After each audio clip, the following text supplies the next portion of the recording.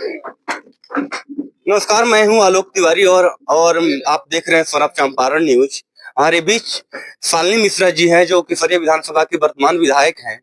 जो कमला मिश्र मधुकर जी जो सांसद थे, उनकी पुत्री हैं। उनसे बात करने का प्रयास करेंगे। स्वागत है मैम आपका स्वराज धन्यवाद चंपारण न्यूज बहुत। में। वर्तमान समय में आपको जदयू से टिकट मिला है। नीतीश कुमार जी ने पहले भी आप पर भरोसा जताया, इस पर क्या कहिएगा?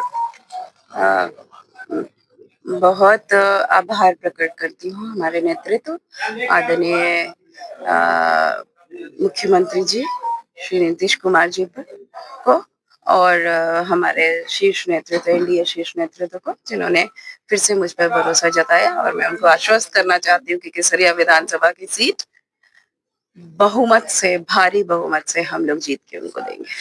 मैम, एक सवाल है कि वीआईपी के जो प्रत्याशी हैं वरुण विजय जी, आप पे आरोप लगा रहे हैं कि कैथवलिया में आपने 100 करोड़ का जमीन खरीदे हैं। इस पर क्या कहिएगा? उनसे जाके मांगिए, इसका प्रूफ दे जी। और बहुत जल्दी उनपे मानहानि का मुकदमा करूंगी मैं। आप प्रूफ मांग के दिखा दीजिए। अगर प्रूफ आता है तो मैं राजनीति छोड़ दूंगी हमेशा के लिए।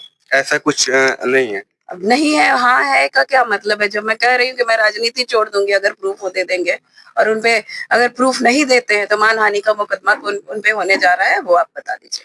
मैम, केसरिया विधानसभा बहुत चर्चित विधानसभा है। तो आपने 5 साल में कार्य जो किए, जो बौद्ध स्तूप का विकास हुआ, चाहे क्षेत्र का विकास हुआ, इसके बारे में कुछ बताइएगा। काफी कुछ हुआ है, चारों ओर विकास हुआ है, आप खुद भी कह रहे हैं।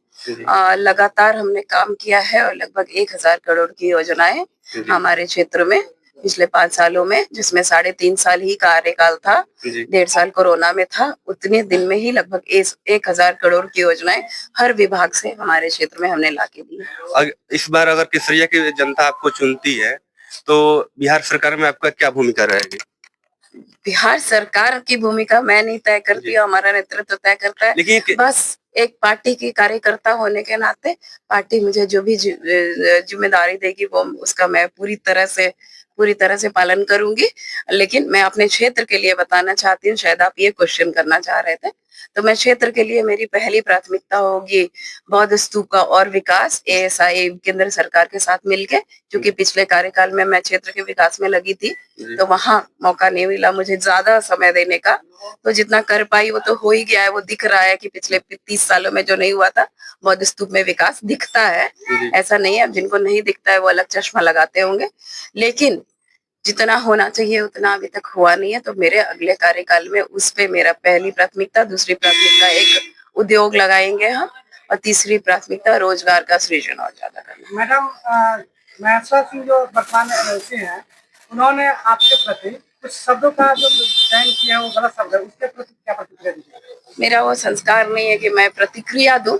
उसकी प्रतिक्रिया तो हमारे केसरिया विधानसभा के परिवार के सदस्यगण अपने वोट से देंगे, और उनको इतने वोटों से हराएंगे कि दोबारा वो केसरिया विधानसभा लड़ने नहीं आएंगे। ये है। और दूसरी बात है, आपको कहना चाहती हूँ कि यहाँ पे तुलना जो होती है आदरणीय एमएलसी और कैंडिडेट शालिनी मिश्रा के बीच में होती है, जबकि तुलना होनी चाहिए आदरणीय वरुण विजय जी जो कैंडिडेट है और शालिनी मिश्रा में। तो तुलना कैंडिडेट करवाइए आप लोग, और आप लोग खुद ही सोच लीजिए कि कौन क्या है, कौन बेहतर है, कौन नहीं। वो आप लोगों पे छोड़ती हूँ, केसरिया विधानसभा के मेरे परिवार के सदस्य से सवाल पूछा गया था कि आपके पिताश्री यहाँ से बहुत बार चुनाव लड़े, उनको जीत हासिल नहीं हुआ, क्या लगता है आप अपने पिताजी का सपना पूरा करने के लिए आप आए हैं क्या? उन्होंने कहा कि नहीं, पिताजी द्वारा जो बनाया गया है उनकी छवि अपना सपना अपना मेहनत कर रहा है। बहुत अच्छी छवि है, ये तो लोग जानते ही हैं।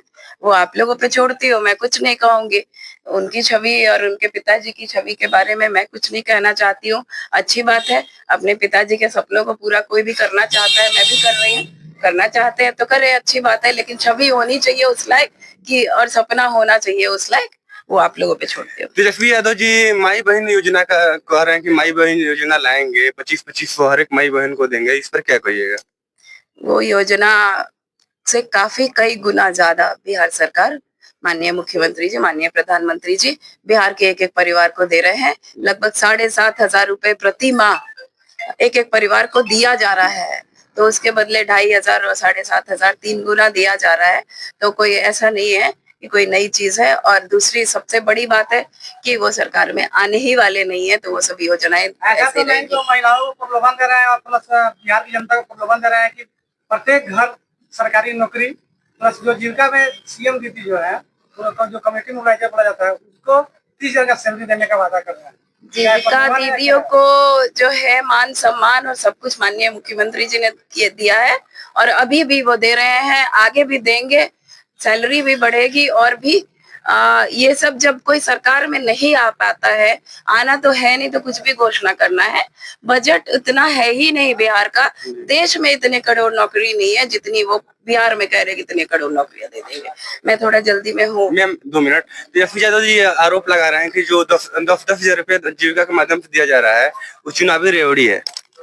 आप लोग थोड़ा फॉलो कर लीजिए, ढंग से पढ़ाई कर लीजिए, देख लीजिए कि वो चुनावी रेवड़ी है कि धरातल पे है। आपके परिवार में भी किसी ने लिया होगा। एक सेकेंड, वो कह रहे तो कह रहे हैं, लेकिन आप लोगों को भी समझना चाहिए कि आपके परिवार में भी गया होगा। और 10,000 ही नहीं है, 2 लाख रुपए और है स्वरोजगार के लिए। रेवड़ी थोड़ी ना है वो। विपक्ष का सवाल है तो हम आपसे पूछने का प्रयास अच्छी बात है, तो रेवड़ी नहीं है, वो स्वरोजगार के लिए है, महिलाओं के लिए है। मैम एक सवाल है कि केसरिया की बेटियों की उच्चतर शिक्षा के लिए क्या आपने सोच रखा है? हमने मांग की हुई थी डिग्री कॉलेज की, वो इस कार्यकाल में कोशिश करूंगी कराऊंगी। ठीक है, धन्यवाद। क्या अपील कीजिएगा मैडम?